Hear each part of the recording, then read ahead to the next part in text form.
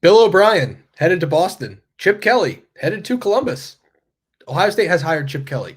Um, Andy, we talked about this as a possibility when we did the rapid reaction for Bill O'Brien leaving Ohio State. And then within an hour or two, Chip Kelly was named the offensive coordinator of Ohio State. It's not official yet from Ohio State, but it is, by all accounts and most accounts, official for everyone that's not Ohio State. I'm sure paperwork's being filed. But the head coach at UCLA is going to be the offensive coordinator at Ohio State in just a wild day.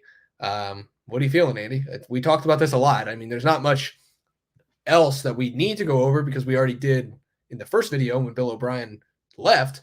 But what are you feeling right now?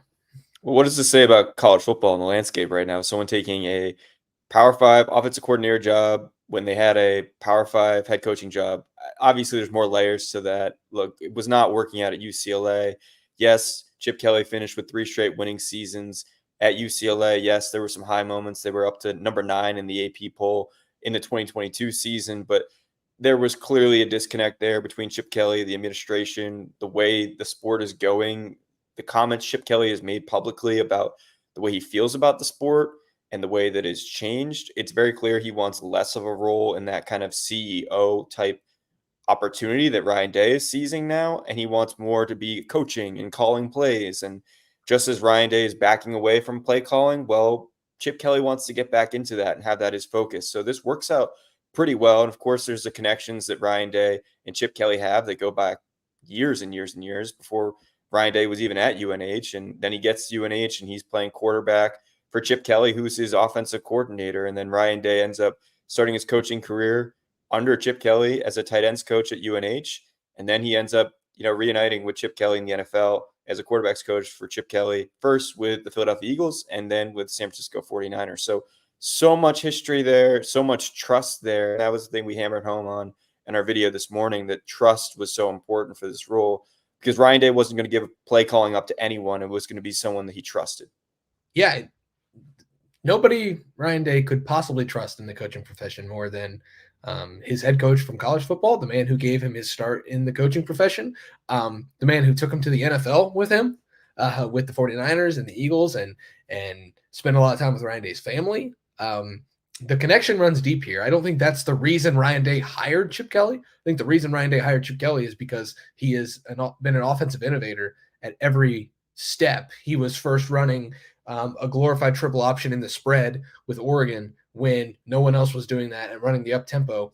He decided to completely change course. From my understanding of talking to some people about Chip Kelly over the years, he's a studier of the triple option. He's obsessed with the triple option. He loves the triple option. Even hired Ken Niumatalolo when he got fired at Navy to be on his UCLA staff because he liked learning about the triple option so much. He completely morphed from option spread, fastest show on turf to power run. Zach Charbonnet is going to run it 40 times a game, and we're gonna win. That's kind of Chip Kelly. He's an offensive innovator at every step. That's why Ryan Day made this hire. It just happens that one of the best offensive innovators of the 21st century happens to want out of his job at UCLA, happens to want to be a coordinator instead of a head coach, and happens to know Ryan Day. So that's how I guess the cookie crumbles here. Is it wrong of me, Andy? And I think the live stream is a good place to talk about this, and we can kind of go from here. Is it wrong to think of this as maybe even like a little bit of an upgrade from Bill O'Brien in the way that this offense could run because of the personnel on hand for Ohio State, because of the way Chip Kelly and Justin Fry were able to concoct a running game together, because of the way Ryan Day can still do passing concepts with Brian Hartline? Like, I feel like the brain trust here sets up pretty well. Do you think this is an upgrade? Because I kind of do. Yeah, I do think it's an upgrade. And I think that both parties are winning in this situation. Boston College wins. They get a high-profile head coach in Bill O'Brien. And I think Ohio State wins because it gets everything that was on that checklist that we talked about. NFL head coaching experience, college head coaching experience, play calling experience at both levels.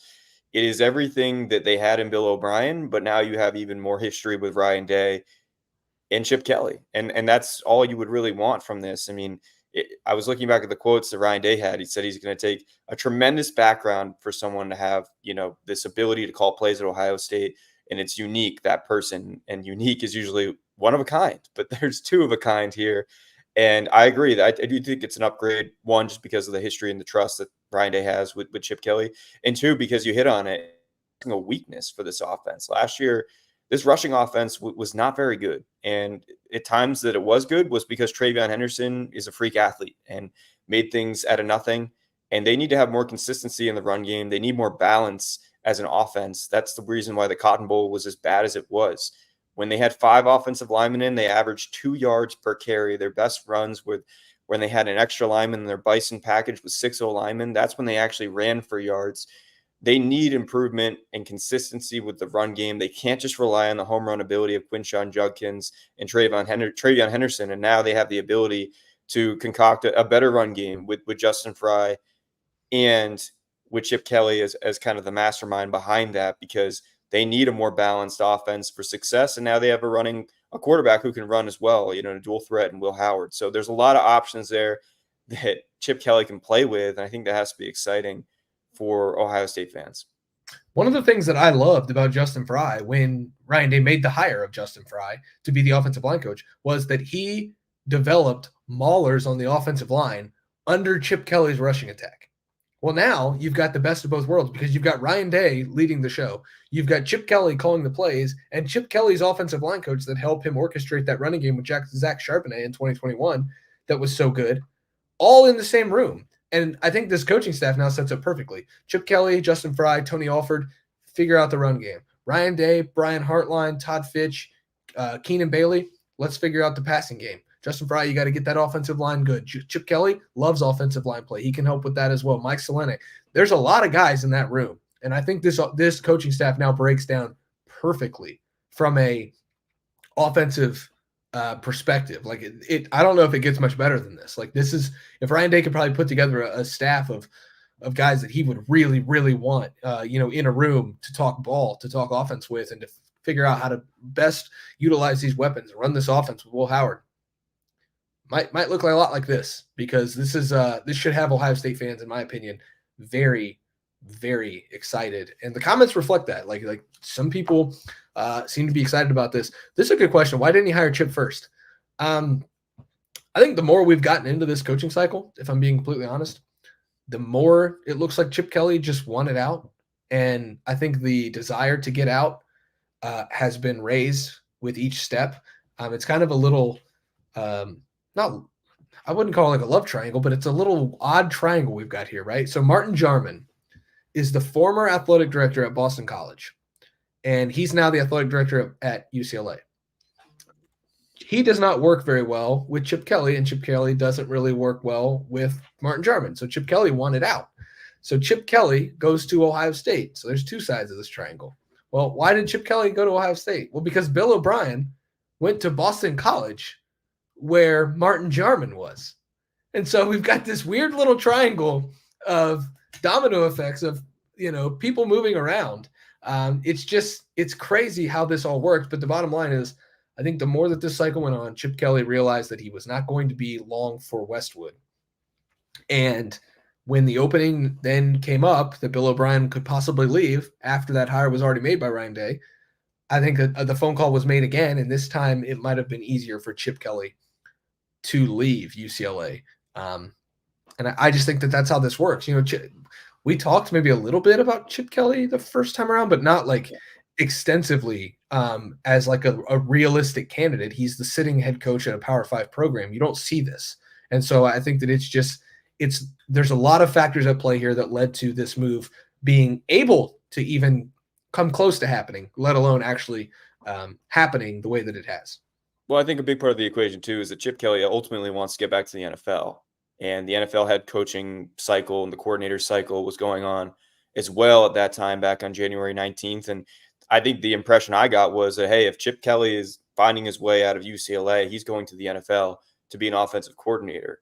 And that just didn't work out for him. And up until literally today, there was interest for him in the Seattle Seahawks, potentially becoming their offensive coordinator. You get the sense that maybe those talks weren't going the way he wanted them. Maybe he figured, I'm not getting that job. I need to get out of here some way. what's a good place to go? Okay, Ohio State, I can be with Ryan Day. I can have an offense that's super successful, maybe win a national championship. And then in 1 and 2 years, go to the NFL and get to where I want to anyway. Maybe I just need to wait another year or two. So I think that's part of it too. The NFL timeline is definitely a factor there. And when Bill O'Brien was hired at Ohio State, those NFL hires were still happening. I think Chip Kelly still wanted his ears open to saying, hey, maybe I'm going to be approached by an NFL team that intrigues me. I'll jump off there for them rather than, going to an Ohio State. Whereas now those options are starting to close up. And it seemed like the last one was the Seahawks opportunity. I think if he had gotten that, he would have taken that. It's probably a clear sign that he wasn't going to be getting that. And so he takes the Ohio State opportunity. Yeah, and again, Ryan Day building a staff that maybe reflects the way Ryan Day wants to handle business this year. Chip Kelly is a run-heavy guy. Justin Fry is going to, working to get that offensive line in shape for Chip Kelly to be a run-heavy guy. Quinshon Judkins added to Travion Henderson, and Will Howard brought in. Will Howard talks about his arm. I don't discount that he has a good arm, but he's a very talented runner. A lot of the things that Ohio State has done this offseason, Seth McLaughlin, kind of a mauler on the inside, when it comes to run blocking, a lot of the things they're doing right now lead you to believe that they're maybe ticking a little toward the run game. Bill O'Brien was probably leaning that way because of his experience with some of the backs that he's used before, but Chip Kelly definitely is. And I think this signals where this offense is heading, Andy, into 2024. We can kind of start to see how Ohio State might try to handle its business, the 2024 edition of this roster, at least.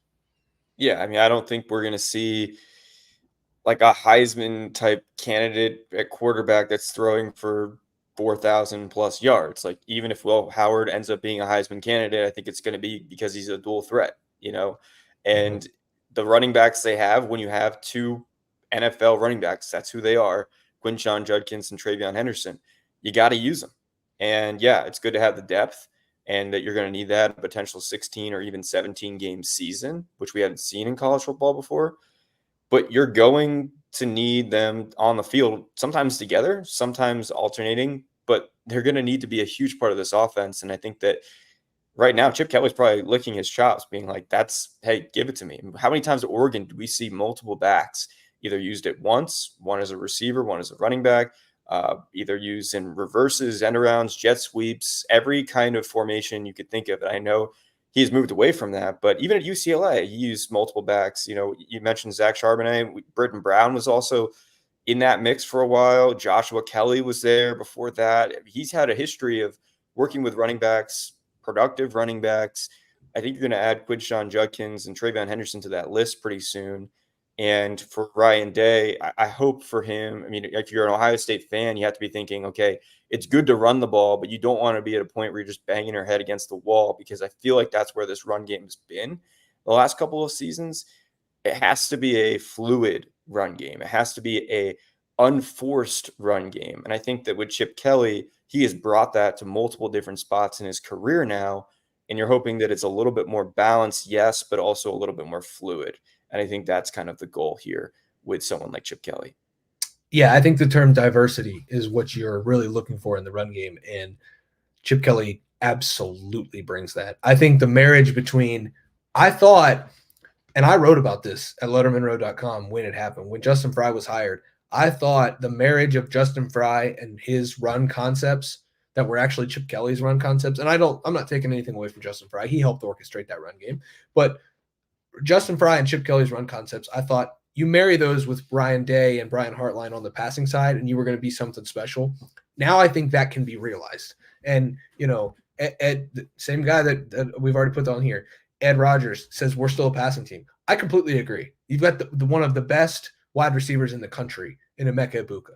Carnell Tate is a rising star in the college football landscape. Jeremiah Smith has 3 years here to be a superstar, and I think he will be. Ohio State's not going to go away from passing the football. That's not what we're saying here. What we're saying is, Ryan Day said it best.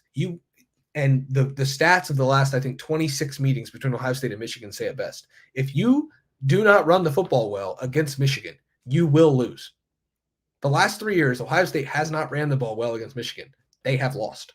And so Chip Kelly brings a diversity to the run game that we simply have not seen. What Ohio State fans and you know, I'm not trying to preach to Ohio State fans. Ohio State fans have not seen a run game like this unless they studied UCLA, because like it is diverse, it is fun, it is really hard for defenses to prepare for, and it makes me very excited to be able to watch Travion Henderson and Quinshon Judkins and even a guy like Emeka Ibuka or Brandon Inniss from the slot in this run game, because of how just different it is from what we're used to seeing under Ryan Day at Ohio State. And put all of these things together, you were talking about an offensive staff that is on a mission to do one thing, and that's beat Michigan. And then the next thing is going to be to get to the college football playoff and then win the national championship.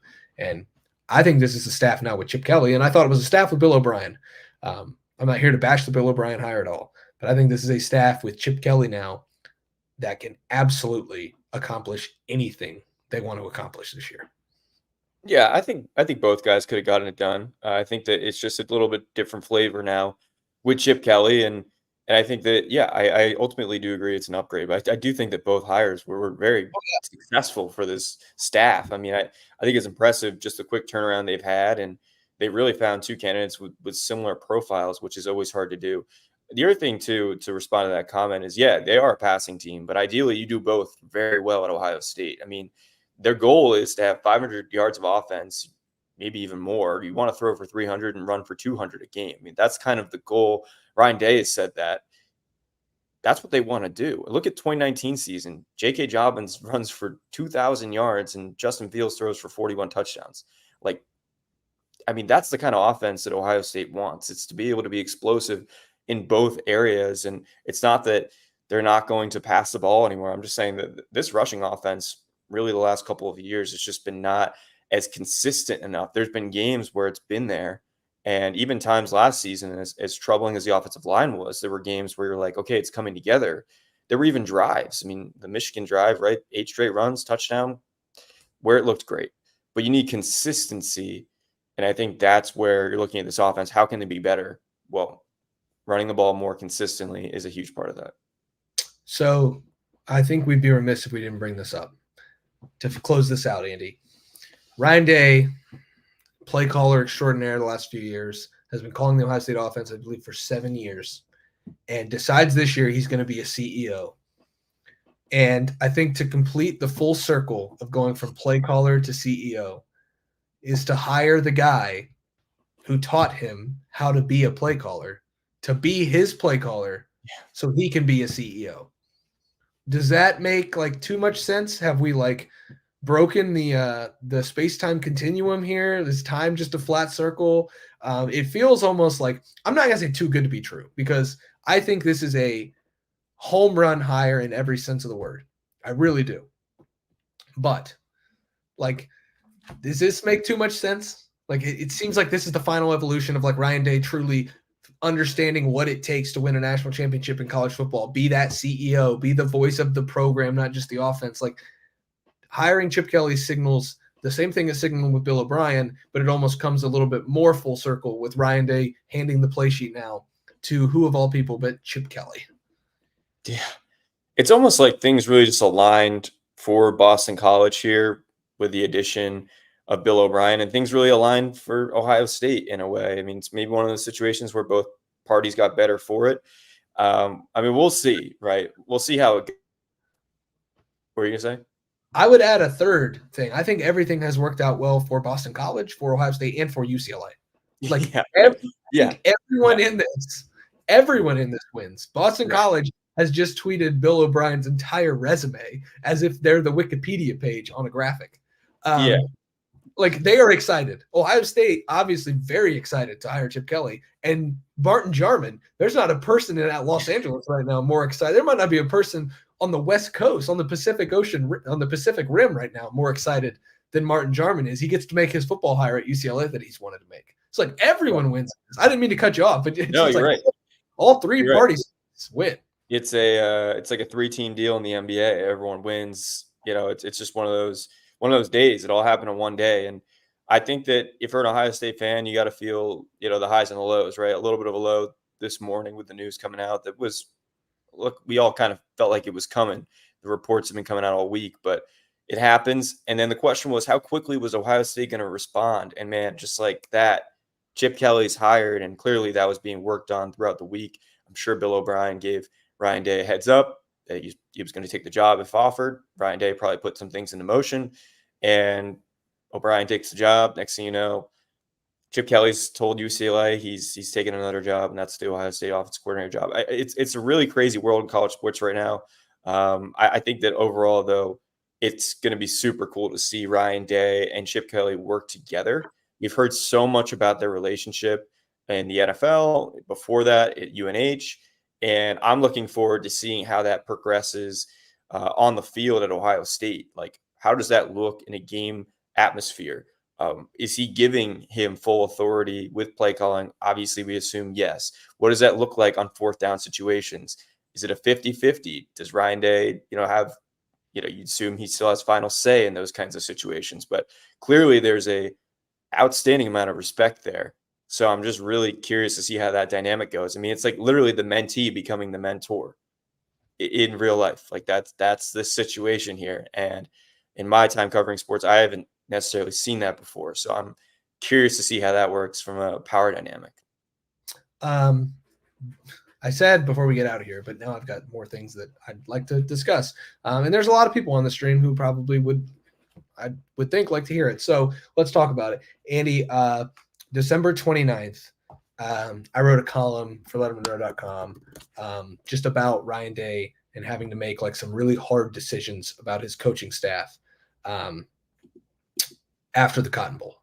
And one of those was obviously Corey Dennis at quarterbacks coach. One of those was Parker Fleming as special teams coordinator. There's still an open spot on this coaching staff, but the moves that Ryan Day has made this offseason, where do you think this? I don't know. We're not going to rank all of them, but happy birthday, John Johnson, turned 57 on December 29th. I'm sorry that Ohio State gave you such a terrible birthday present, but you're here to celebrate with Lettermen Row a couple months later. But like the bottom line is like, we don't have to rank these moves, but like in layman's terms, where does this rank on the offseason of Ohio State almost like pulling off the coup and getting Chip Kelly? Mm-hmm. First of all, happy birthday, John. Thanks for listening. Yeah, I mean, I don't know. I think it's got to rank. Look, the returners rank number one in this offseason for me. The 11 guys coming back. Ryan Day said on Wednesday, that's the real story. I agree with that. Everyone in the national media was not expecting Ohio State to do that. Even in the local media here, we thought, they'll get 8 guys back, maybe 9, who knows. But for Emeka Egbuka, JT, Jack, all of those guys to come back, really just besides Marvin Harrison Jr. and Mike Hall Jr. Those were pretty much the only ones to go. And I think that's still number one for me. But this has got to be number 2 because if you look into the staff changes, this is the big one. I mean, we didn't even know if he was going to hire an OC. That was the expectation that he would, given the way last season went. But he did it. And then having it be Bill O'Brien was a big story in itself. Losing Bill O'Brien is another big story in itself. And the third one, of course, is now hiring Chip Kelly. That is such a layered story of why he's doing it and giving up play calling, the shift that you wrote about in terms of his philosophy and his kind of demeanor as a coach and knowing like I need to do a different kind of head coaching job than when I first took it. All of that makes it number 2 for me, but I don't think anything can take over the fact that the culture of this team, which is shown in those 11 guys coming back, that's the basis of this whole thing. I mean, that's why this is an appealing offensive coordinator position. That's why they got the 6 transfers they got. Everyone saw that from the outside. That's the first domino that fell in this entire process. That factored into Bill O'Brien coming here in the first place. So none of this would have been possible without those 11 guys coming back. And that's why that's still number 1 for me. But this is number 2. Yeah, I mean, it's weird that we don't even rank Caleb Downs' addition over this because, like, I think this is huge. I think this changes everything. Obviously, the reason that I say that is because if Ohio State didn't get those transfers, returned all the guys that they returned, still didn't even get Quinshon Judkins, but added Chip Kelly as the offensive coordinator. This is not a slight on Corey Dennis at all, but it obviously sounds like one. Like Ohio State replaced Corey Dennis, who had only ever worked at Ohio State, with Chip Kelly, the head coach at UCLA. Like there's no world in which that is not a value add for the program. And then you talk about all the transfers that they also got and the momentum that's been created just in the last month and change. It's been quite the offseason for Ohio State so far, and I think it got much better today. We're kind of talking in circles here, Andy, but if you have any closing thoughts, what thoughts?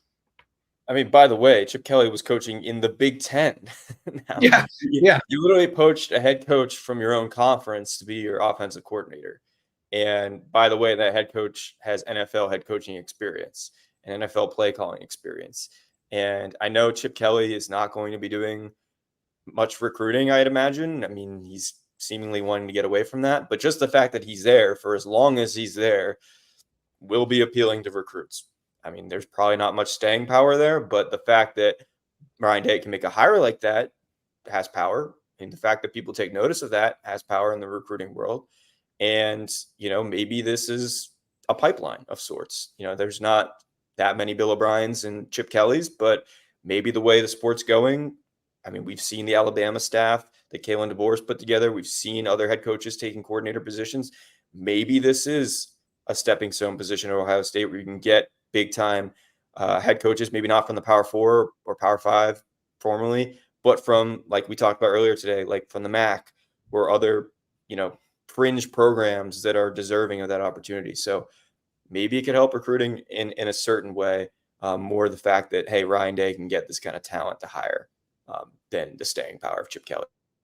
Yeah, two of the people we talked about before we learned that Chip Kelly was going to be the guy. And obviously, again, we talked about Chip Kelly on our morning show this morning when Bill O'Brien left for Boston College. We did talk about Chip Kelly pretty extensively. So go check that out as like a precursor to this show. But we talked about Jason Candle being the head coach at Toledo and being, the new logical stepping stone is not head coach at Toledo. The new logical stepping stone is head coach at Toledo, offensive coordinator, defensive coordinator at one of the SEC or Big Ten, and then you become a head coach because coaches aren't just getting handed, the coach at Toledo makes $600,000 a year. He's not just going to get handed $8 million now. You can't just do that anymore if you're the Big Ten or the SEC. The other one was Joe Moorhead, who's the head coach at Akron. We talked about Brian Johnson, who's out of a job right now after being the offensive coordinator in Philadelphia.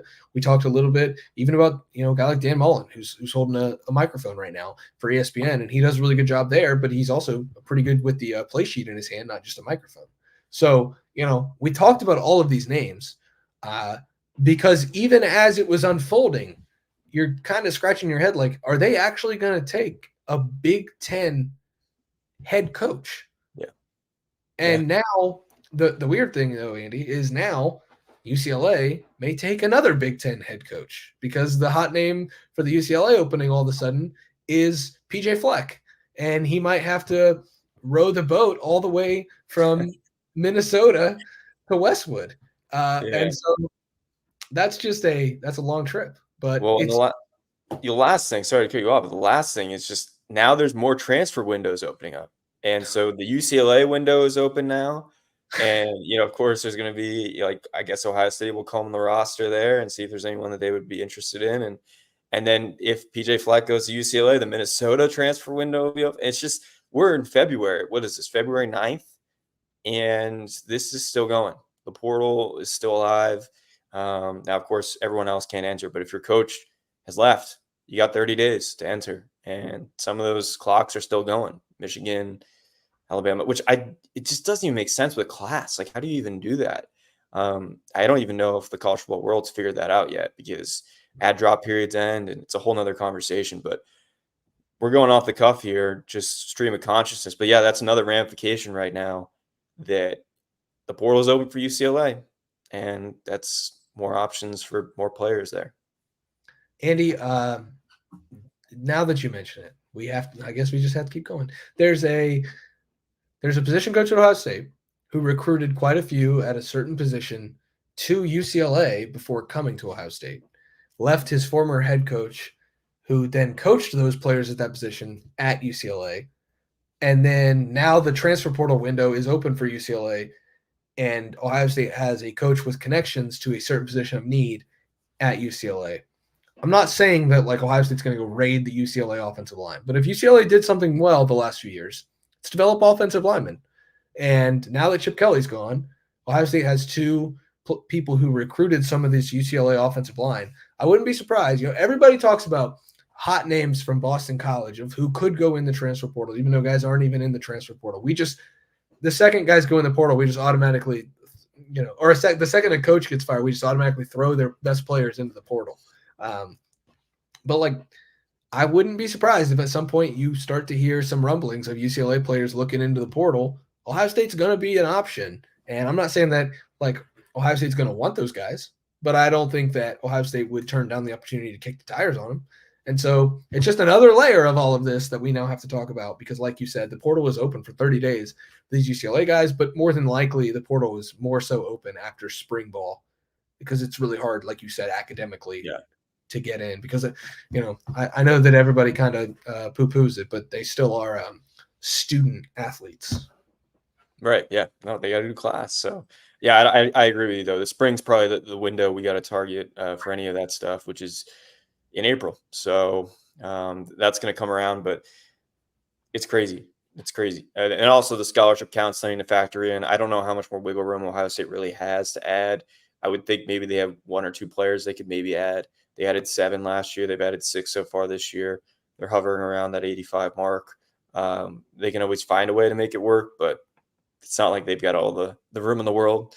So it'll be interesting to watch, but there are so many ramifications when any move like this happens now. It is not just one school getting affected. We talked about the 3 in play here, but it is so many schools that get affected because of, whoever is hired. If it's PJ Fleck, he's going to hire a staff, and then that's going to lead to other coaches on their staffs being poached. And it's just a never-ending process now. And it's crazy to me that this is February. You see this happen in January. It's rare to see all this happening in February at multiple different schools. Ohio State is, by the way, at 85 right now. They're 85. I do believe Ohio State will try to add a punter in the spring transfer portal window, whether that is scholarship or non-scholarship.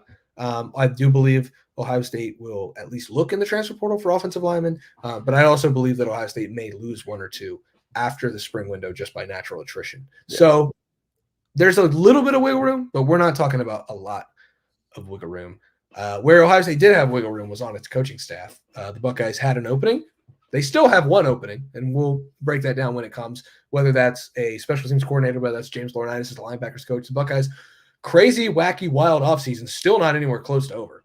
It's actually just beginning, and that's why I want you all to go to LettermenRow.com right now. Get your first month for $1. You can get your first month of Lettermen Row for $1. Letterman Lounge message board. We talked about Chip Kelly before we put it anywhere else on the internet. We talked about Chip Kelly being the potential replacement for Bill O'Brien, and you would have had it there first. Had you been a Lettermen Row subscriber, go be a Lettermen Row subscriber right now. $1 for your first month.